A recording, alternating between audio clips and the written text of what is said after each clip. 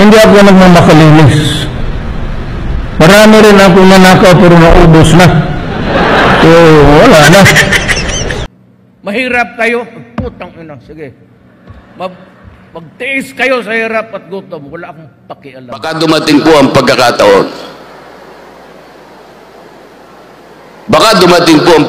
Mapalitan si Dr. Jose Rizal. Baka ang maging national hero natin ay si Pangulong Duterte.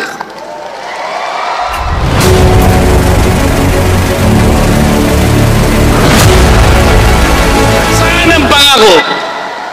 Nasaan ang pangako? Dahil ba sa nangyari ngayon, dahil sa ginawa nila kay Pangulong Duterte, naging mura na ba ang pangunahing presyo ng bilihin? Mura na po ba ang presyo ng bigas? Mura na po ba ang pagkain? Mura po ba ang kuryente sa ating bansa? Payapa po ba ang ating bansa?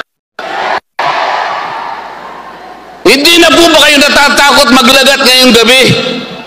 Sapagkat napakatahimik na ng paligid. Wala na po ba ang mga kriminal ngayon? Bibigyan ko po kayo ng isang mabuting halimbawa kung ano ang kabutihan na nagawa ng drug battle ni Pangulong Duterte. Yung kahabaan po ng Commonwealth Avenue, magsimula ka sa Pilcoa hanggang sa katapusan ng Fairview, ilang barangay po ang dadaanan mo dyan. Hindi po ako nagkakamali, 7 hanggang 9 na barangay. Nung wala pa po yung kampanya kontra droga, between 35 to 40 incidents ng pagnanakaw ang nangyayari sa mga barangay. 35 to 40 every day ang nangyayari. Pagkatapos na itaguyod ni Pangulong Duterte ang laban kontra droga, doon lang po nagkaroon ng kapayapaan yung kahabaan ng Commonwealth.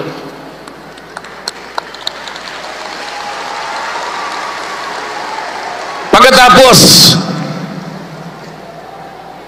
huhulihin mo yung tao na nagpasya ng gumawa, nagsakripisyo para gawin ito, sapagkat ang kanyang buong paniwala, ito lang ang paraan para ipagtanggol niya ang kanyang mamamayan, para proteksyonan niya ang kanyang mamamayan, para bumalik ang kumpiyansa, para bumalik ang pagtitiwala ng lahat ng Pilipino sa gobyerno at sa kanyang pamahalaan.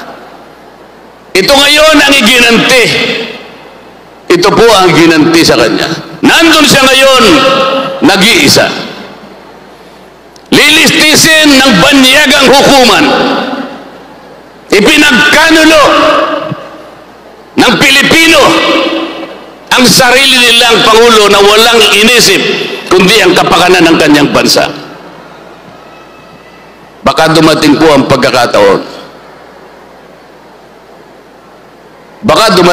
pagkakataon. Mapalitan si Dr. Jose Rizal. Baka ang maging national hero natin ay si Pangulong Duterte.